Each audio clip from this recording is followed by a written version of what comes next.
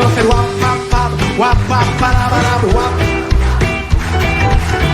Je n'entends rien, faites un effort. À toi. Bébert est avec nous, les Forbans vont bien? Bien écoute, on ne peut mieux, en pleine forme.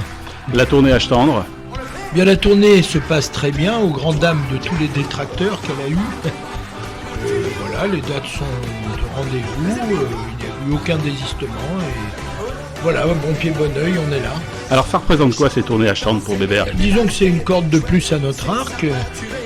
On fait beaucoup de concerts, enfin beaucoup, tout est relatif, suffisamment pour pouvoir vivre de notre passion et éprouver beaucoup de plaisir de retrouver notre public. Et la tournée à Tendre, c'est une parenthèse, une belle parenthèse dans notre planning, voilà. Alors cette tournée à Tendre, elle réunit toujours, on va dire, intergénération. Il y a évidemment l'époque des baby-boomers et puis toute cette génération qui a connu les années 60, mais on s'aperçoit qu'il y a aussi une génération qui ont chanté, dansé en boîte de nuit par exemple, sur ces chansons et que vous retrouvez et que vous surtout vous continuez à faire vivre. Oui, en fait, il y a beaucoup de gens qui ont soit évidemment un certain âge, et puis d'autres des découvreurs aussi, il y a des nostalgiques, il y a effectivement un panel de public assez...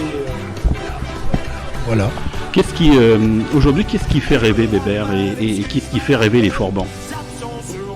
Qu'est-ce qui fait rêver d'un point de vue universel ou les Forbans? Alors on va prendre les deux. Alors, qu'est-ce qui fait rêver les gens? Simplement de pouvoir assouvir sa passion, d'avoir du plaisir plus que des misères, c'est ça le rêve. Quant à nous, ce qui nous fait rêver, c'est toujours la même chose depuis qu'on a commencé ce métier qui finalement est notre passion, c'est de pouvoir le faire, pouvoir faire ce métier jusqu'à la fin, quoi, que mourir sur scène comme chantait notre ami. Voilà, on a la chance de vivre de notre passion et ça fait plus de 40 ans. Et étant donné la forme olympique que nous avons tous, il n'y a pas de raison que ça s'arrête, quoi, voilà. Est-ce qu'il y a une nostalgie ou est-ce qu'on se dit on vit néanmoins dans le 21e siècle?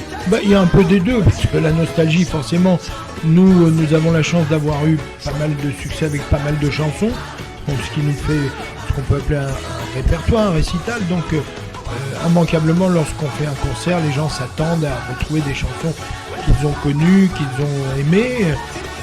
Voilà, et ça, on est tenu de les faire, d'abord parce que ça nous fait plaisir, parce que ça fait plaisir aux gens.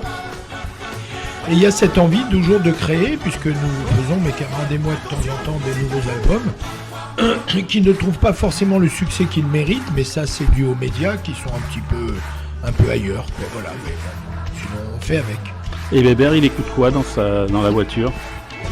J'écoute un petit peu ce qu'on me livre, j'ai les oreilles qui traînent. Je n'aime que le rock'n'roll, de toute façon, ça c'est défini depuis longtemps, hein, c'est établi depuis longtemps, mais je suis aussi à l'écoute de tout ce qui se fait, et c'est pas forcément pour m'enchanter en tous les cas, ce qui se passe autour de moi. Donc rendez-vous dans toute la France, dans les Zéniths, avec la tournée à Tendre pour oui, cette année alors 2020. c'est vrai que cette tournée est extraordinaire dans la mesure où c'est très confortable, ce ne sont que des grandes salles, des 3000, 4000 places. C'est des salles qui aujourd'hui, mes camarades et moi, que nous ne pourrions pas remplir simplement qu'en y jouant, quoi. Je veux dire, il faut bien concevoir que cette tournée, c'est une alliance d'artistes, c'est un plateau qui réunit plusieurs artistes, et finalement c'est un concept, ce qui nous permet effectivement de remplir des salles aussi grandes, hein. Non pas qu'on n'ait pas le mérite ou la capacité, ou qu'on puisse pas le faire de par notre musique, notre envie de le faire, mais c'est comme ça, voilà. Et vous jouez de la même manière sur une petite salle que sur une grande salle? Complètement, il n'y a pas de petites amours, il n'y a pas de petites misères, il n'y a pas... Chaque misère, pour la personne qui l'a subie, est une grosse misère. Je veux dire, j'ai la politique de l'œuf. Il faut que l'œuf soit plein, que ce soit un œuf de caille ou un œuf d'autruche. Donc l'engouement est le même, le désir est le même, la passion est la même pour la scène, quelle qu'elle soit. Voilà. Après, il y a des scènes mythiques qui procure un petit peu de stress plus que d'autres. On a fait l'Olympia il n'y a pas longtemps. C'est vrai que ça procure un petit peu de stress. Mais voilà, il n'y a pas de grande scène ou de petite scène, en tout cas pour ce que nous devons livrer au public. Merci Bébert, et puis à très vite sur toutes les scènes de France. Merci de votre intérêt. Salut les amis.